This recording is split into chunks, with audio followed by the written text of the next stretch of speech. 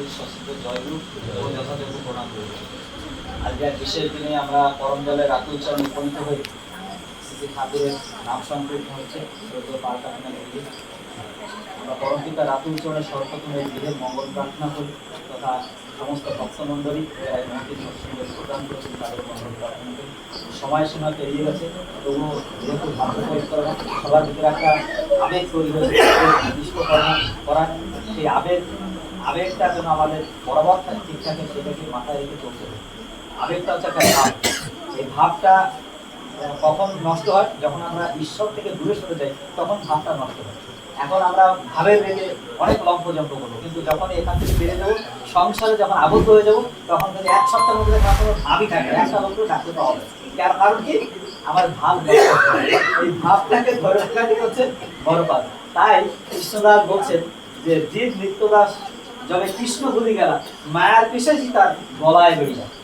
মানে জীব অলওয়েজ কৃষ্ণের দাস, এই ভগবান শ্রীকৃষ্ণের দাস। যখন সে মায়ার আবদ্ধ হয় তখন মায়া তাকে আবদ্ধ করে রাখে।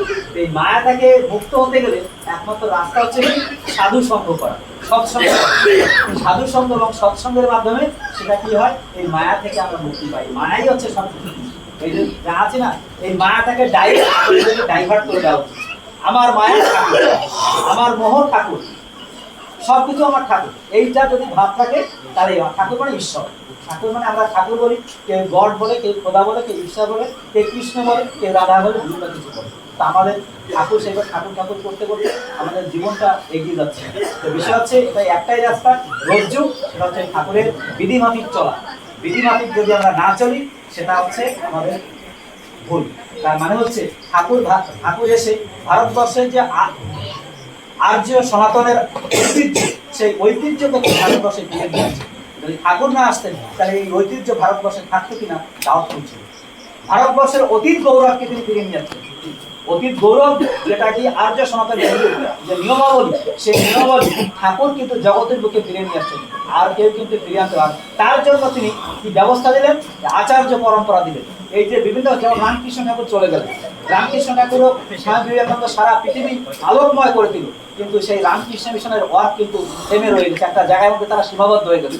তাদের ওয়ার্ক কিন্তু ছড়ায়নি। বিবেকানন্দ চলে গেলেন, তারপরে কিন্তু তাদের ওয়ার্ক আর ছড়ায়নি। বিবেকানন্দ শুধু কথার পাতায় লেখা রইল, বিভিন্ন শিক্ষা প্রতিষ্ঠান গড়ে উঠল, সেই বিবেকানন্দ তো মানুষ আর জগতে তৈরি হচ্ছে না। এটা বুঝতে পেরেছেন তো ব্যাপারটা?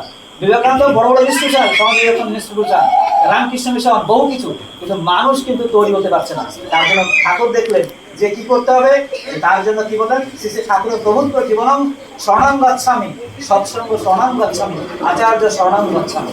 আচার্যকে বাদ দিয়ে কিন্তু কিছু হবে না। যা কিছু সব আচার্যকে, তার যে নিয়ম নিষ্ঠা তিনি যেভাবে বলে দেবেন, বিপদ পথে তিনি আমাদেরকে হাত ধরে চলার রাস্তা দেখিয়ে দেবেন। আচার্য ছাড়া কিন্তু কিছু হবে না। আচার্যের মধ্যে ঠাকুর লীলা করছেন, বলছেন 10,000 বছর লীলা করবেন। 10,000 বছর, মানে ভগবান শ্রীকৃষ্ণ আসছেন আজ থেকে 5,500 বছর, আর ভগবান রামচন্দ্র আসছেন 17,500 বছর, পয়গম্বর মহম্মদ 1750, প্রভু যিশু আসছেন 2025। 10,000 মানে সেই সত্য যুগ স্পর্শ করবে। এর মধ্যে অনেক লয় প্রলয় হবে। শ্রী ঠাকুর দুঃখ করে বলছেন, হে কেষ্টরা, মানুষের দিকে একবার তাকালে মনে হচ্ছে মানুষের মূল বুনিয়াদ ধ্বংস হয়ে গেছে। কারণ ওই গৌতমদা যে কথা বললেন, এই দাদা যে কথা সুভাষদা বললেন, মানুষের দয়া, ক্ষমা, প্রেম, ভালোবাসা, বৈরাগ্য, প্রেম, এগুলো মানুষের জীবনের, এটা মানে আকাশ কুসুম কল্পনা মনে হবে। এই যে আগামী যে জন্ম আসছে, গৌতমদা বলেন না স্কুলে কি পড়া হচ্ছে, সত্যি কিছু পড়া হচ্ছে না। আসল যে শিক্ষা, সেই শিক্ষা নেই। যে শিক্ষা দিয়ে মানুষের জীবন তৈরি হবে, সেই শিক্ষা নেই। মানুষের কি শিক্ষা আছে?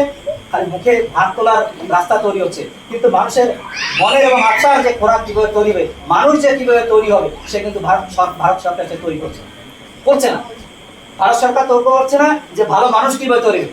স্কুল কলেজ, অনেক বিশ্ববিদ্যালয় তৈরি হচ্ছে, কলেজ তৈরি হচ্ছে, আইআইটি তৈরি হচ্ছে, আইআইএম তৈরি হচ্ছে, কিন্তু ভালো মানুষ তৈরি হচ্ছে না।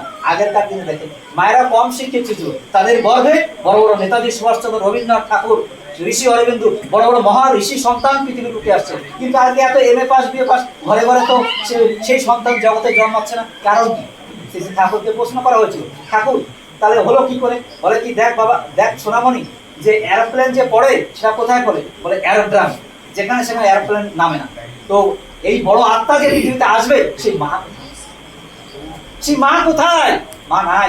এই মা নেই বলে বড় আত্মা পৃথিবীতে আসতে পারছে না। আগেকার মানুষ মায়েরা টিপ্পা দিত, টিপ্পা, কিন্তু স্বামীকে তারা দেবতার রূপে মনে করে। দেবতা, স্বামী ছাড়া স্বামীর এক কথায় কোনো জবাব দেবে না, স্বামী যা বলেছেন তাই, কোনো কথা জবাব দেবে না। কিন্তু আজকের দিনে সেটা হচ্ছে না।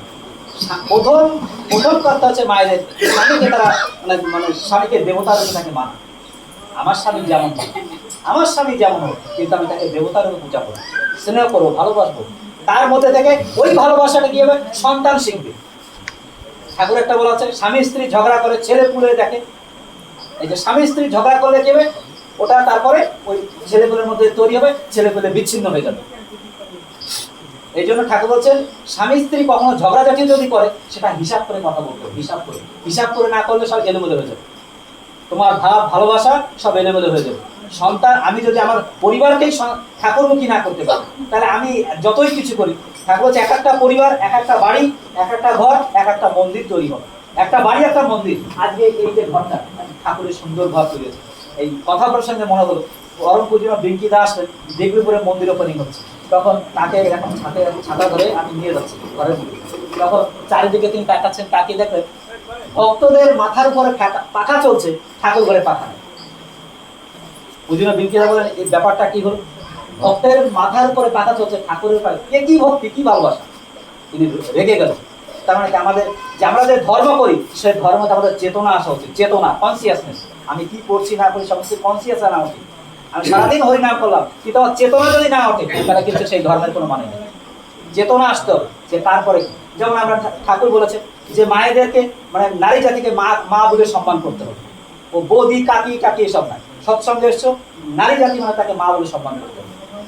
আর যে কোনো পুরুষ জাতি মানে তাকে দাদা সম্মান করতে হবে। এটা নিয়ম, এটা ঠাকুর বলেছেন। যেটা যা ঠাকুর যেটা বলেছেন সেইভাবে যদি চলি, আমার জীবনের উন্নতি হবে। ঠাকুর একটা কালচার, একটা সংস্কৃতি, যে সংস্কৃতির উপরে এই আর্য সভ্যতা তো টিকে থাকবে, আদারওয়াইজ আর্য সভ্যতা টিকে থাকবে না। ঠাকুর যে জিনিস দিয়েছেন এর উপরে ভিত্তি করে আর্য সভ্যতা, আর্য সনাতন ধর্ম পৃথিবীর উপরে টিকে থাকবে। অনেক ধর্মপথ আছে, কিন্তু ঠাকুর যে গতিবেগে পৃথিবীর ভিত্তিতে ধর্মকে এগিয়ে নিয়ে যাচ্ছে, এই গতিপথকে জগতে কেউ ঠেকাতে পারবে না, কেউ ঠেকাতে। ঠাকুর বলছেন ব্রহ্মা বিষ্ণু মহেশ্বর রাষ্ট্র ঠেকাতে, কারণ তিনি স্বয়ং ব্রহ্ম। তিনি মুখ থেকে যে কথা বলে দিয়েছেন সেইটাই হবে। আর আমরা যে ঈশ্বরের কর্ম করি, এর পূর্ব জন্মের কর্মফলের জন্য করি। আর যেটা করে যাব সেটা পূর্ব আমার এর পরের জন্মে কি সঞ্চিত থাকে। তার একটা ঘটনা বলি। শ্রী ঠাকুরকে একবার প্রশ্ন করতে বলবেন, বলে ঠাকুর আপনি তো এত গান কীর্তন সৎসঙ্গ, তারপরে ইষ্টভীতি বিভিন্ন কথা বলে, তো যারা এই পৃথিবীতে যারা কিছু করে না তারা তো বড় বড় জায়গায় পৌঁছে আছে, বলে বলিস কি? তখন ঠাকুরকে বলেছে কে তারা? বলে ওই টাটা বিড়লা। টাটা তো এত কোটি কোটি টাকার মালিক, সে তো পারস্য দেশ থেকে আসে, বিদেশ থেকে আসে, তাহলে সে এত ভারতবর্ষে এত ব্যবসা বাণিজ্য ছড়িয়ে বসেছে এবং তার প্রতিপত্তিশালী। বলে পাগল, তুই জানিস ওরা কারা? ওরা ভগবান শ্রীকৃষ্ণের পার্শ্বদ। যখন ভগবান শ্রীকৃষ্ণ পৃথিবীতে আসছিলেন, এরকম পাখা দিয়ে তাদেরকে সেবা করেছে জীবন দশায়। ভগবান শ্রীকৃষ্ণের জীবন দশায় তার পূর্বপুরুষেরা এরকম পাখা দিয়ে তারা সেবা করে। তার বংশধর হচ্ছে এই টাটা বিড়লা। ঈশ্বরকে সেবা না করে জগতে কেউ বড় হতে পারে না। ওর দরকার নাই, আমার দরকার নাই না, দরকার আছে। আজকের জেনারেশনটা আমরা বুঝাতে পারছি না, তারা অন্য জগতে চলে গেছে, তারা এদিকও না ওদিকও না। যেমন আমরা কি হয়েছে, আমরা ওই তালটাও দেখেছি, এই তালটাও দেখছি, আমরা বুঝতে পারছি সমস্যাটা কি আসছে। কিন্তু এখনের যে জেনারেশন, এরা তারা বুঝতে পারছে না। এদেরকে হাতে হাতে করে শেখাতে হবে, না শেখালে কি হবে, আমাদের প্রজন্মটা চলে গেলে তাতে এই যে একটা জেনারেশন গ্যাপ, সেই জেনারেশন গ্যাপ আর তৈরি হবে না। তাই ঠাকুর হচ্ছে আদো আদো যখন বাচ্চা কথা বলে, তখন থেকে তাকে আস্তে আস্তে ধীরে ধীরে শেখাতে হবে। তার জন্য আমাদের আহার বিহারগুলো ঠিক করতে হবে, খাদ্যখানা ঠিক করতে হবে। আহার বিহার মানে কি, ওই নিরামিষের উপর বিশেষ জোর দিতে হবে। আমরা একটা দুর্বলতা, আমরা ভাবি কি আমরা পারবো না, জীবের লোক, তা ভুল কথা। মাছ আমিও তাগড়া খেতাম, খুব কম লোক অত মাছ খেত, কিন্তু আমাকে আচার্যদের আগে আচার্যদের আমাকে সেই মোহ ভাঙিয়ে দিয়েছে, সেই মোহ ভাঙিয়ে দিয়েছে। আমি বলি আমার দ্বারা সম্ভব না। আমি সেইভাবে গেছিলাম আচার্যদের কাছে, যে আমার কাছে আমাকে সস্তনে দিয়েছেন এই গৌতমদা ছিলেন, তখন গৌতমদাই কায়দা করে তো মন্দিরে আমাকে সস্তনে দিয়েছে। আমি ভাবলাম এ তো দিয়েছেন তুমি, আমার দ্বারা তো সম্ভব হচ্ছে না, আমি কি করবো? আমি তো তার অনুমতি ছাড়া আমি সস্তানি ভাবতে পারবো না।